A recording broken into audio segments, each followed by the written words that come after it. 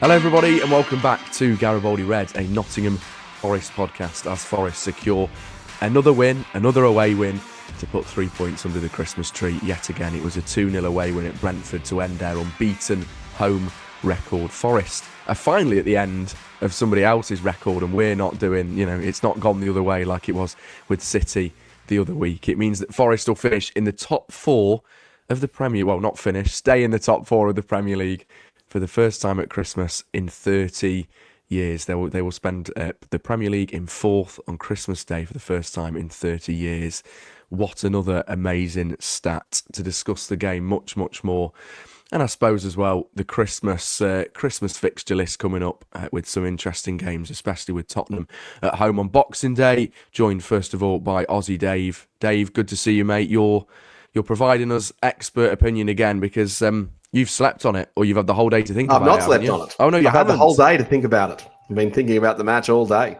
And so I can confirm also, Max, that not only was the score yesterday 2-0, I've had my second noise complaint of the season after last week. So I'm now up to 2-0, David Boldeman versus the noise complainers. But what a terrific match. Yeah, looking forward to going through it with you and Steve again. And what a great time to be Nottingham Forest fans. What did you get the noise complaint for? Well, it was the 2-1 Aston Villa. Right. Okay. So it was the first goal. So the guy was giving me quite a hard time at 6 a.m. Sydney time.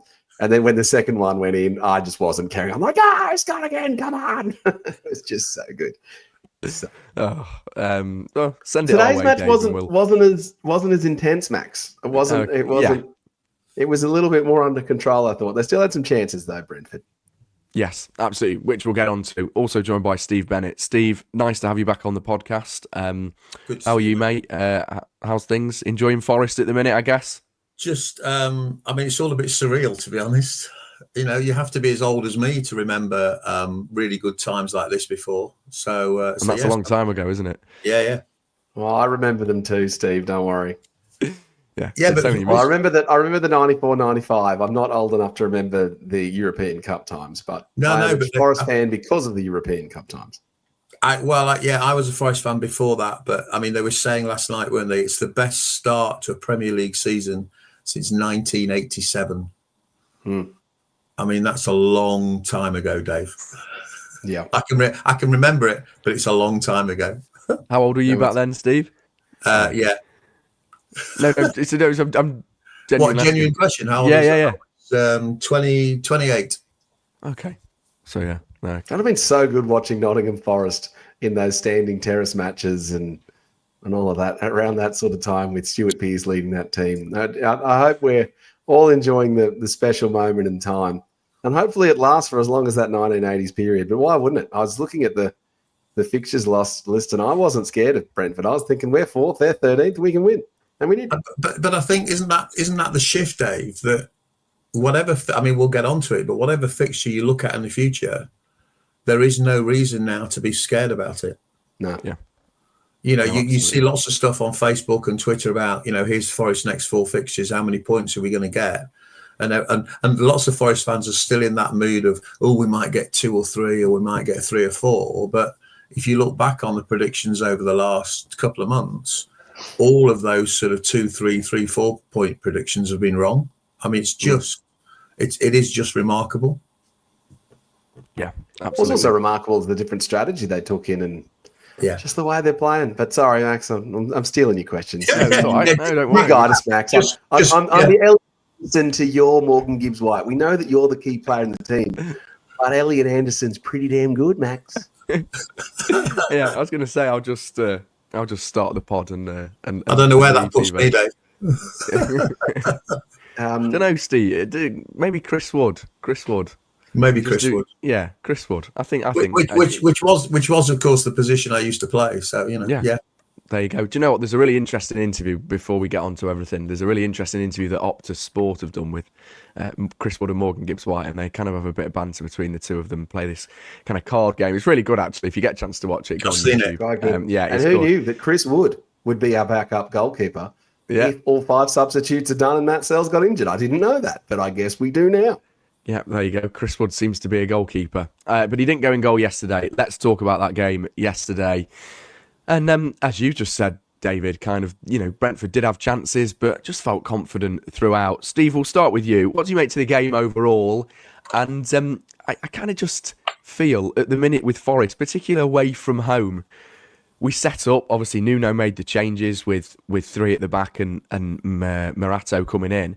You just feel that whatever plan he tries to implement is going to be that plan that almost works, and you have faith in him. And no matter how Forest set up away from home at the minute. Yeah, I mean, I think, like all of us, unfortunately, I wasn't there yesterday, but I did watch the highlights later on in the evening, and the long highlights, not just the sort of match of the day, couple of seconds.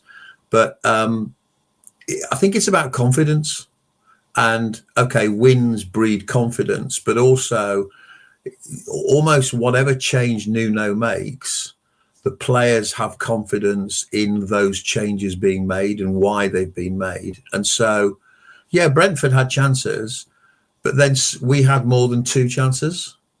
If you look at the possession stats, I think we had about just under 40% or something, which is fairly typical for a Forest display. There were the 2 goals. There was the save from Wood.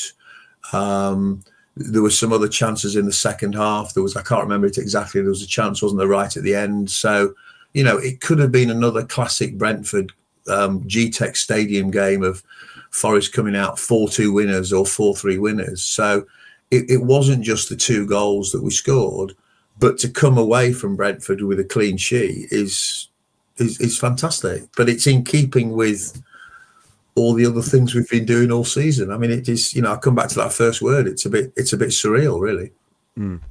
Absolutely. I totally agree, Steve, because Brentford just seemed to be such a bogey team for Forest. We always used to go to Brentford, or they used to come to the City Ground, and they'd always seem to just win, and it just used to infuriate me, especially back in the Championship. We won't get on to bogey teams though. David, Steve makes an interesting point there about Forest almost being quite typical and not having the ball as much, and possession-wise, Forest actually overall in the game had 36% possession. Brentford had 64%, but that is kind of a trademark Nuno away setup and a trademark Nuno Forest and away performance, I guess, isn't it? Well, the setup was a little different this time with the 3 central defenders. Yeah. And so I thought he might go with that option, given that Yates was a bit injured. So I don't think he was really going to be able to play 90 minutes, given the injury that he copped from last week. So I think he played that correctly, and he got his strongest 11 on the field. There were times, though, when Forest were really on top of them. We soaked up a bunch of pressure early, and they had a bunch of chances early with that. And Mbeumo, goodness me, Nico Williams dealt with him pretty well, but he was very dangerous. And so that period, kind of towards the end of the first half and the start of the second half, we were on top, and then we were really just holding on and doing enough with a whole bunch of clearances and whatnot that were worrying me a little bit. But you're right, the setup of Nuno, it seems to be a little bit different every time, and that's what I like about it. And we've got to accept as Forest fans that sometimes he's going to not quite get it right, 4-4-2, with Chris Wood and Taiwo up front being the example where he didn't quite get it right. But more often than not, he will get it right. And so we have to be accepting of that. And he absolutely categorically got the team correct yesterday. Yeah. I've been banging on about this for a while. Morgan Gibbs-White is a great centre of the field midfielder and not necessarily number 10. He's winning of the ball in the middle of the field and ball winning work yesterday. And the accuracy on his passes, he had a terrific game, but he wasn't in as far forward position as we've seen from him, and that's a different tactic. And then he stuck with Nico Williams, which was also the correct choice. Those are Nico. I thought Nico and Morato were the interesting choices for the team picks for mine, but I was pleased that he made them. Yeah, no, absolutely, I agree. Steve, what did you make to Morato? And we'll get onto the whole of the Forest defence at the minute, or as some of the commentators yesterday were calling it, almost a wall. Brentford really, really struggled to break it down at times, and I thought Morato was key to that, and I think he deserved a start given his recent performances coming off the bench. I saw an absolutely ridiculous post on Facebook last night, which started off with, Morato has made 2 mistakes. What are we doing? And then, thankfully, there were about 10 or 15 comments off the back of that saying, go back to sleep, go away, and other such, more polite versions of that. I mean, even on the highlights, he made a couple of errors, or didn't get the ball quite right, is probably a better thing to say. That's the better one. But anyone who's, like Morato, he's been around the team, he's come on, and whenever he's come on, he's been really solid. I think we've only conceded one goal with him on the pitch so far. Might be one or two. It's the we conceded with Manchester City, didn't we, Steve? When he comes on, it meant he was undefeated until the Man City. We conceded one goal in the second half when he came on. He came on. Yeah. But I think that's the only goal that we've conceded with him on the pitch. There might be one more, but as anybody knows who joins a new team, whether you've been playing in and around that new team or not, to get up to speed and be completely familiar with what your other players are doing in a match experience is not as simple as just turning a light switch. So the fact that he didn't get it quite right for a couple of balls early on in the game, so what? We didn't concede. It didn't cost us. Okay, it could have done, but it didn't cost us. Well, he lost it, Steve. And then after that, he lost the ball in the air with that. Well, to build on your point, he lost the ball in the air. So when he sliced that ball, and then the Brentford striker was trying to find it, you can see that he actually couldn't see where it was, and so it wasn't. Yeah. He looked like he was pedestrian in trying to retrieve the clearance, but actually he lost it in the air and couldn't see where it was.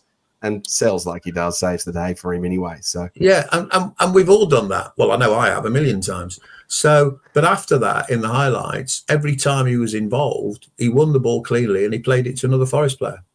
Mm-hmm. So all credit to him for somebody who's, having to come into the side, not part of that regular 11. And I mean, I've banged on about this for years and years, Max, as you know. Those players, gasp, shock, horror, are human beings. They're not robots. Just because they get paid a lot of money is irrelevant. They're human beings. They will make the odd mistake. But they've got teammates around them who can cover up those mistakes, and therefore it's not an issue. So I think he did really well, and it's great to know that we have now got the confidence of being able to bring him into a back three or a back five at a place like Brentford, who were, 21 points out of their 22 so far have been at home, or whatever the stat is exactly. They've not lost at home all season. It's been a goal fest every game that's been played at the G-Tech. And we came away with a 2-0 win. How can anybody criticise him? So, yeah, I thought it was great, and great player management and team management again from Nuno, who's just doing, what a year it's been. I mean, just doing it incredibly well. Yeah, I mean, in fact, just staying on that, because you just raised a really interesting point, Steve, about it being a year since Nuno has come through the door. Of course, we talk about him lots and we give him praise, but and this question's aimed at kind of at you, Dave, maybe from an overseas fan. When you watch Nuno on the touchline and even in his interviews and things, he isn't a man that shows so much character, and I don't mean that in a disrespectful way. I just mean that in quite a reserved, he's quite a reserved individual. But maybe that's what Forest needed, and his Premier League almost expertise and coaching. You can't really judge him on his Tottenham spell. We've talked about this before, but certainly at Wolves, at Porto, even when he was in Saudi as well. He's done well wherever he's been, and it looks now, when you look back at it, Dave, it's just such a solid appointment, because I was one that criticised the appointment when it happened. I think what Nuno's done really well is he hasn't thrown everything that Steve Cooper built out the window. Yeah. And he took as much of that as he possibly could and really built on it, and then had all of his own personal attributes really build and contribute to the setup of the team. You watch those interviews, and it is the same interview every single time. We're always assessing the players, Max. We never know. He never gives a single thing away about which players are going to be injured or not, and he always compliments the opposition team in the same way and never gives them an inch in terms of thinking something on that. So he's very calculated, considered, and also very process-driven. So just work the process and trust the process and trust the plan. And he has He has a few more tactical tricks that he's brought out from some of the teams. They do seem to stack one side of the field every so often, with Elliot Anderson seeming to be there. Sometimes he's switching up the long balls. He's trying stuff, and he just works. And so he is a round peg, round hole for Nottingham Forest right now over the past 12 months. It has just been absolute brilliant to watch. And he's brought on so many other different players. I'd really, really applaud the choice of Nuno. And let's see, again, I think we're going to see another measured, which is another characteristic of Nuno, another measured transfer window. I'm not expecting us to sign 10 players. Let's go get another. Like, look at the players we brought in. Elliot Anderson and Milenkovic, like instantly like our two top guys almost. So, and that was my next question for you, because we've been banging on about Elliot Anderson. I haven't quite been the captain of Team Elliot Anderson, but is Elliot Anderson now the top player at Nottingham Forest? He seems to create all the goals. I'm telling you, he's a gun. Yeah. Well, it was funny actually, Dave, because I was literally just about to come on to him. I think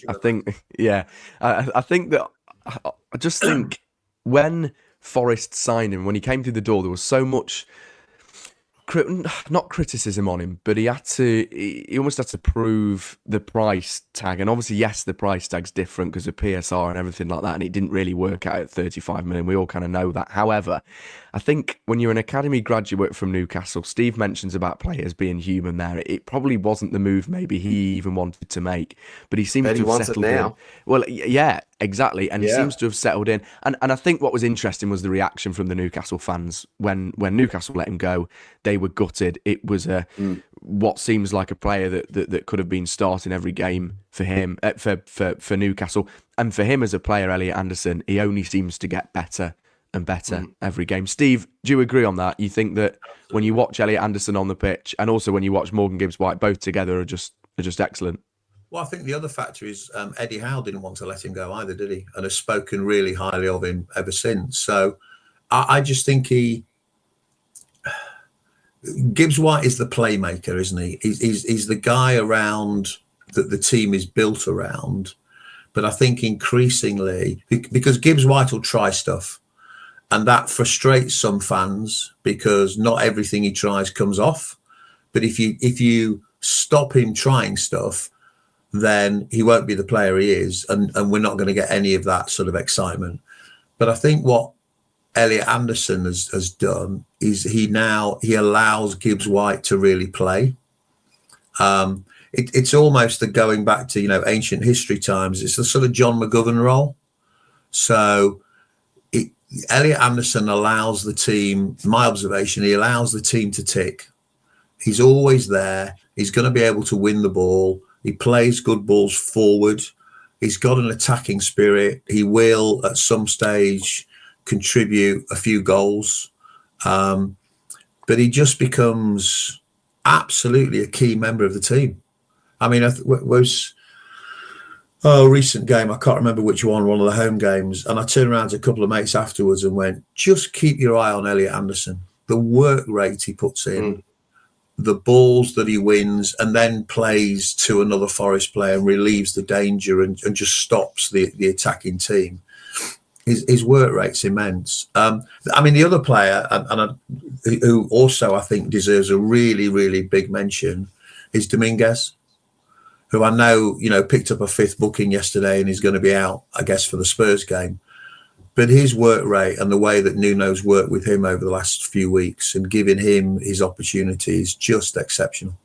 Yeah. I mean, we're at the moment, goodness me, we're really blessed. We are really blessed. Well, it's pretty good when you can bring Dominguez off the bench, but Elliot Anderson and Morgan Gibbs-White are now must picks. Obviously, and they've been that for a while. But you're right, Steve. Elliot Anderson's movement off the ball, and he is the pass before the pass. Yeah. So frequently he doesn't necessarily set up the goal, but he's frequently the pass that sets up the person who sets up the goal. And so he was that again for the first goal. So, yeah, he's your key guy, Elliot. It's just different skill base to Morgan Gibbs-White as well. It's a yin and a yang. So he's also the most angriest player when he doesn't get picked in the first team, Elliot Anderson, I think. I think he's just a great provider. I think he always seems to be involved with Forest's Forest's open play goals, and it's great to see. Talking to Morgan Gibbs-White, I mean, we give praise every week to Morgan on the podcast. I mean, it's difficult not to, really. For Forest yesterday, he had the most touches, which was 61, the most passes completed, that was 41 out of 45, the most duels won, the most 41 tackles, out of which was 45, Max, is outrageous. It's unbelievable. Most tackles, which was 8, most possession won, which was also 8 if you include the duels in the air. And also, he only played 75 minutes. You forget he came off. So just immense stats that kind of sums the player he is. Dave, when you look at Morgan, and obviously, career-wise, he's flying at the minute. There's going to be more interest in him soon. There already is.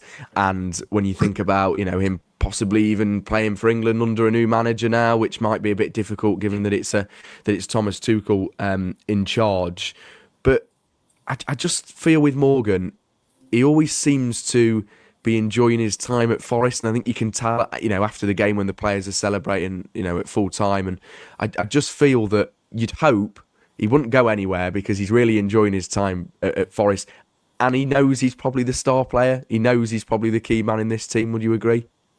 Well, not only does he feel like he's the star man, he feels so much that he's part of the team. You almost forget that he wasn't in the promotion-winning team. He's been with us for that long. He's the captain when Yates doesn't play. He is the glamour player of Nottingham Forest, and it's his team. He will not have it be his team in any other team that he's going to go for unless he goes down, to a lower team. We're the 4th place team in the Premier League, and it's Morgan Gibbs-White's team, and he's the star player of a Champions League qualifying team. It's like, how can you not argue that he should be pushing for an England spot? What a time.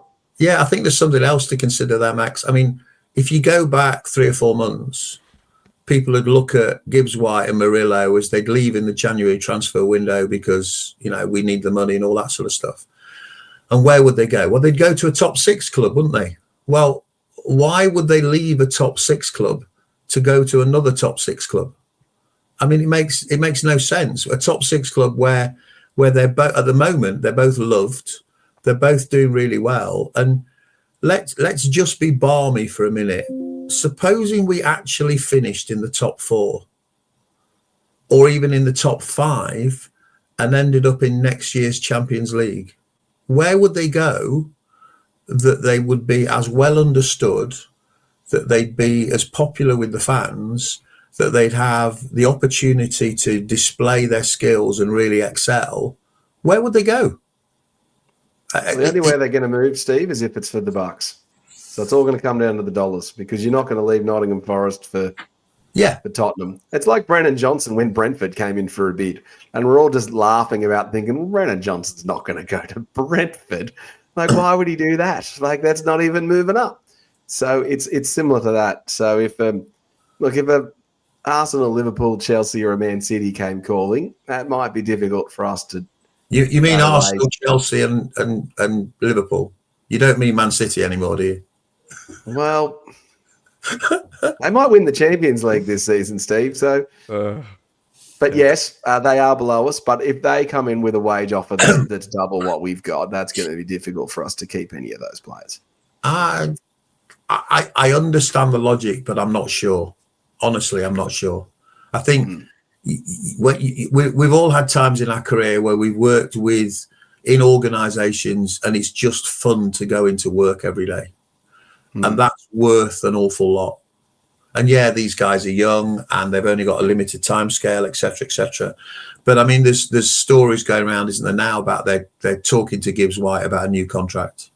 Yeah. And why wouldn't they? I mean, Murillo, I think, is a different case. He's always been, he's ever present since he arrived.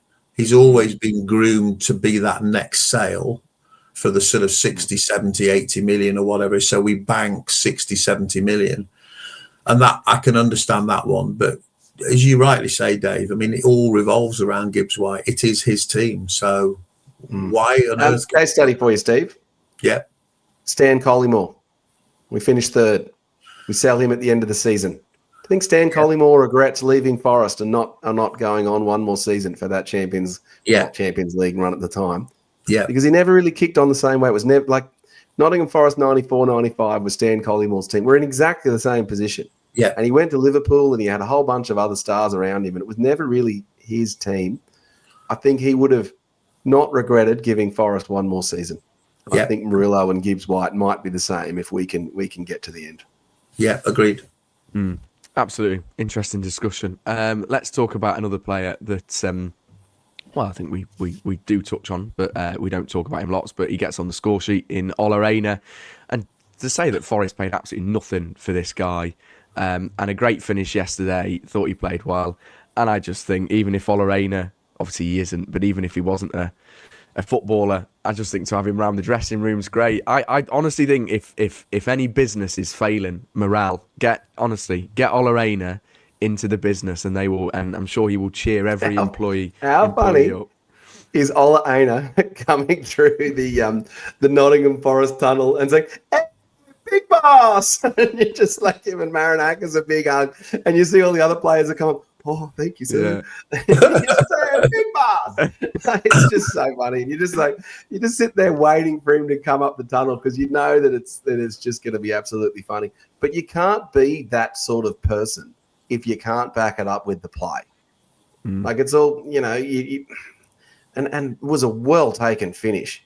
Goodness me, that was a really well taken goal. And so he's in terrific form at the minute. Ola Aina.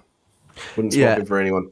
And the fact he costs nothing as well, Steve, does that almost show the sign of, and it does, I guess, shows the sign of how good Forest recruitment has been and hopefully continues to be as well.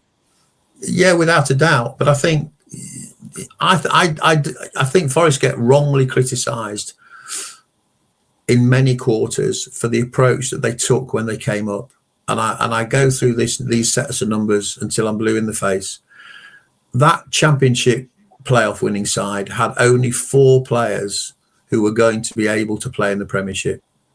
Now, at the last count, you need 11 players on the pitch. So you need another 7. You need 9 to fill the substitutes bench. And then you need 4 or 5 to cover for injuries. 7 and 9, 16, 4 or 5 is 20, 21. And then people complained that we signed 22 players. We had to sign 22 players in order to actually stand a chance of putting a team out at home on that first day of the season against West Ham. And then you get to January and you've had 4 or 5 players who are either out through injury or just not performing. So you need to go again and sign another 4 or 5 players. So all this stuff on Sky and the press and everything else about criticising Forest's gung-ho approach, I understand that. But the numbers had to be those numbers. And then once you start to get some establishment and you understand what it's like to actually be a Premiership team, because even up until last year, we were a Championship club, whereas this year we are now making that progress in terms of the infrastructure, the number of people, the quality of the people employed by the club. We are now a Premiership club, and all credit to Mr. Marinakis and the other sort of leaders of the business who've put that in place. And as part of that, you get that maturity and an understanding of what it is that we're actually dealing with. And then you bring in somebody like Nuno, who just calms everything down because he's got a much longer and broader experience of working in and around the middle and the top end of the Premier League, and can go, no, perhaps don't do that, do this, or have you thought about this, or what about that? And that leads to the transfer window that we had last summer. And as Dave's pointed out, undoubtedly, whatever activity takes place in January, which will be so much more considered.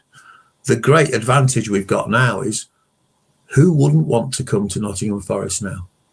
We're not scrapping for relegation again, where you're trying to bring players in, and the only way perhaps you can entice them in is a very, very lucrative 18-month contract or 2.5-year contract, because you just need, you've got to persuade them to come.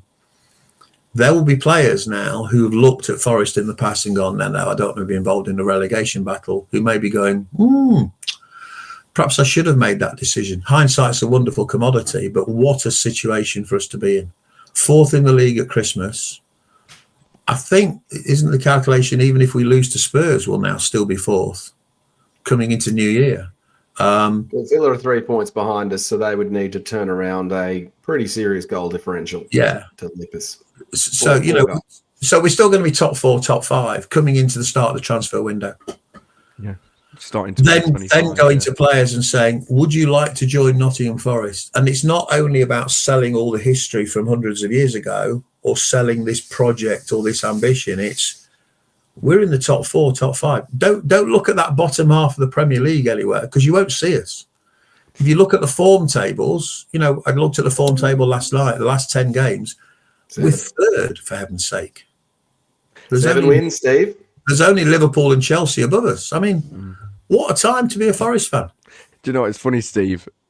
You mentioned about kind of looking down the table because I spoke to a great guy. I think his name was Ronnie. I could be wrong. He was a Forest fan who rang in 5 Live last night, and we put him on air on 606. And he goes on air, and Chris Sutton's talked to him, you know, my Forest and all of this, and they're having a conversation. And then his second point was, well, I think we're only about 4 points, 5 points off surviving, and then that will be another season in the Premier League confirmed. And it was quite funny because everyone was a bit like, "Oh, come on, be positive, Ronnie, be positive. Don't look down the table." But I suppose that just sums Forest up in a way of you just never know. Do you know what I mean? And I think there's always that fear in the back of your head that Forest will do a Forest, but maybe that thought is eradicated now because of how. But Max, look at City. They've only won once in the last 11. And they're still what, 5th, 6th? Yeah. So actually, even if we didn't win the next 10, for heaven's sake, we'd still be in the top half. It's just a season like no other, isn't it? It is. Let's quickly touch on Anthony Elanga before we. Oh yes, Max. Yes, Max. Can we finally put this Jota Silva's better than Elanga rubbish to bed? No, I've never said that. I've never said that. Is that done? Can we just finish that now forever? I think Anthony Elanga had a poor run of games and he needed. I think there needed to be a change. The change was made with Jota Silva coming in, and it's done Anthony Elanga very good. And since he's come back into the starting 11, he's been perfect, and a great goal yesterday. Dave, I can remember we discussed it obviously a couple of weeks ago with the whole Anthony Elanga and Jota Silva thing, but we talked about his confidence being quite low and maybe a bit of a rough start to the season. But just great to see him on the score sheet again yesterday. It's 2-2 now, isn't it, for him? Yeah, 2-2. What was amazing about the goal last week was how emotional it was for him, and just how much he felt he needed it. And it was a big goal too, and so to come on and have that impact, and then. That was a brilliantly taken finish that time. Like that, it was a long ball that was pumped long. He won it. No one helped him. It was just good anticipation. He got himself into the spot. He dribbled around another guy. It's not with his preferred foot. He sliced it in around. Like it was a terrific finish from Anthony Elanga. And boy, I was surprised that Nuno actually took him off for Callum Hudson-Odoi. I thought he was having a stronger game. His corners weren't as good as they had previously been, but boy, he's back in form. So can't wait to see him in the next match. And I just love being right, Max. It's so good, Anthony Elanga. There we go. Yeah, you'll never be right on the whole Ryan Yates debate, though. That's another topic. Yeah, that's another story for another day. Steve. To kind of summarise, and you've done a great job of it, but the fact that Forest will go into 2025 in the top 4, it's honestly just. And I know people will go, "Oh, you keep saying it, Max, of you never thought that a year ago, you never thought that 10 years ago." But I think in particular as well for my generation of younger fans, it's just unbelievable. Like, Steve, I can remember talking to you. We've known each other for quite a while, and. I can remember talking to you when we'd, at the bottom of the championship and another managerial change was coming in, all Houghton and all that. And you would always say to me, "Oh, well, kind of look on the bright side, keep positive, stay positive, trust the process." And maybe that's why you kept saying it, because football does have highs and lows. And at the minute, we're just on an unbelievable high. Well, I've been very, very fortunate. And I've said this on here before. I've been a season card holder now for 47 years. My first season was 77, 78 as a season ticket holder. I mean, what a season that was. I went to 36 games that season. And tickets were easy to get in those days. And, I've seen the really, really incredible days, but I keep using the word, this is surreal. After 23 years outside the Premier League, in and around, 20 years in the Championship and 3 years in League One, and some of the absolute dross that we've got used to seeing, to even see us, I think it's fascinating to see us back in the Premiership. And that first season, I mean, that last away game at Crystal Palace will live in everybody's memory who was there, the Waka Waka game, Last season was a sort of a bit of an anticlimax because I think people expected us to push on a little bit, and it didn't happen for a whole variety of reasons. Nuno came in, didn't really have time to put his plans and his policies in place, but we were, in the end, we were safe. Nobody expected this season. If you go back to that first podcast we did pre-season, I mean, I think I was talking about optimistically between 11th and 14th, and people were laughing at me. And I understand that. But here we are. I mean, every time I put on Sky Sports, and they got all the rubbish in the middle, and they put the league tables on the right-hand side, and I keep looking in the Premier League and think, no, I've got to look up. And every time I look up and I see us in 4th, 5th, whatever, it just makes me smile. I mean, it is just ridiculous. And what a game on Boxing Day at home to Spurs. Or what's it going to be, about 8-8 or something?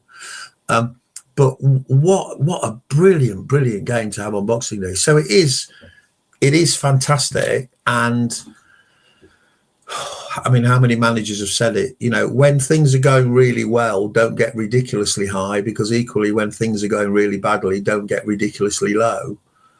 But if you can't enjoy current times as a Forest fan, then you're not a Forest fan. Can I pose a question to you guys? How many simulations of the Premier League this season, from here until the end, would need to be done Nottingham Forest to win one? Would it be 20, 50, 100? How many? How many would we need? How many save games do we need in Championship Manager, for example? Is it conceivable? What, to win the league? To win the league. Well, how many? When you say, if we played Brentford 10 times, they would have won 4 and we'd have won 5 or whatever it is. How many times from here on out would the Premier League need to be run for Forest to win? Well, Dave, let's put it into context. Everybody on Match of the Day last night was talking about how Arsenal are only now 3 points behind Liverpool.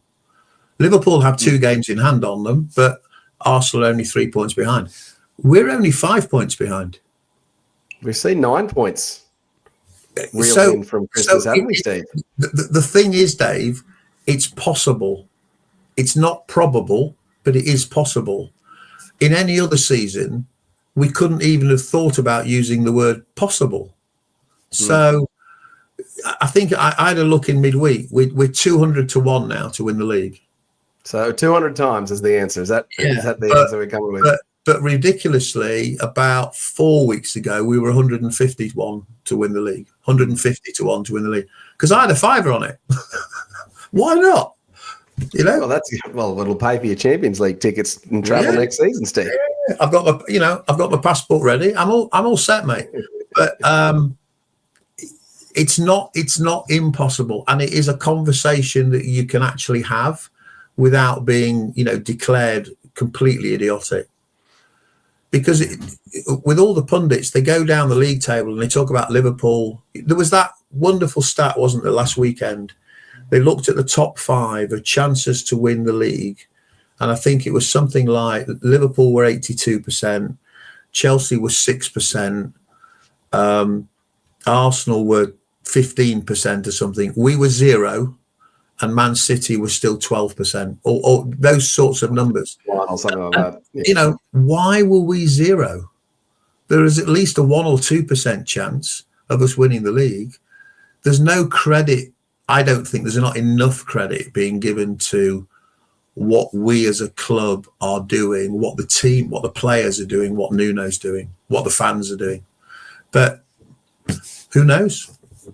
I agree, Steve. I think there has to be more No, I think in all seriousness, there has to be more credit given by even certain sections of the media, and that's coming from someone that works in it. I just think that there has to be I think more of an understanding as well, as you were on about the maybe the scattergun recruitment in the first season. And yes, everyone looks at it from an outsider point of view and thinks it's ridiculous, and you can understand that why the points deduction. But I think almost everything's had a little bit of logic to it. And of course, the Marinakis ownership have made mistakes. I'm not saying they're golden by any means, but everything they seem to have done, has that logic to it. And long may it continue. So, no, spot on. I think that finishes us very nicely. 40 minutes on Forest Brentford, on everything around it, and a few other things talked about as well. I've just realised that's our last one before Christmas. Goodness me. Merry Christmas. Thank you, mate. Merry Christmas. Happy Christmas, mate. Happy Christmas, Dave. Thank you. And happy holidays for anyone who may not be that way inclined. Yes. Whichever holiday you happen to celebrate, I hope you and your family. And to everyone associated with Nottingham Forest, Max? Yes, absolutely. Yeah, absolutely. And thanks both for coming on the podcast this year. We'll be back. We're not going to be back Boxing Day. I'll do a little audio only one on the way back from the Spurs game. I am there, but we fancy taking a day off to eat turkey, so we won't be back Boxing Day. But we'll be back on the 28th for a preview, and then obviously the 29th for Forest Everton before the last game before the New Year. Sad there's no game on New Year's Day. I always like New Year's Day football, but there we go. We've got that. We've got that lovely trip away at Molineux to look forward to. Yeah, I'll be there. What an nighttime games for me, Max, too. So I don't have to get up at 2 a.m. 7 a.m. in the Australian summer. And I just want to talk to you guys quickly about how I went to the beach today and lovely 30-something degree weather that I was just inhabiting. Great time. Well, we get a few more 7 a.m. matches. And then looking ahead to the 14th of January, the 6-pointer against Liverpool. Let's go. Could you imagine? The only team this season to do the double over the elected champions. That win against Liverpool's looking a hell of a lot more impressive now. It is, absolutely. Looking forward to it. Right, both, thank you very much. Have a good Christmas. And we shall be back, as I say, for that Everton game. There's a few things out if you fancy watching. Of course, we interviewed Billy Davis, so you might want to watch that if you haven't already. That was released yesterday. So get on that if you want some Christmas viewing to put on the telly. Steve, I can see you smirking. We will see you very, very soon. Have a wonderful Christmas. Thanks for all your kind messages as well this year and support for the podcast. It really does mean a lot. Have a great Christmas with your family. Enjoy it. Have some rest. Enjoy not talking about Forest, and we shall see you after Boxing Day. Come on, you Reds.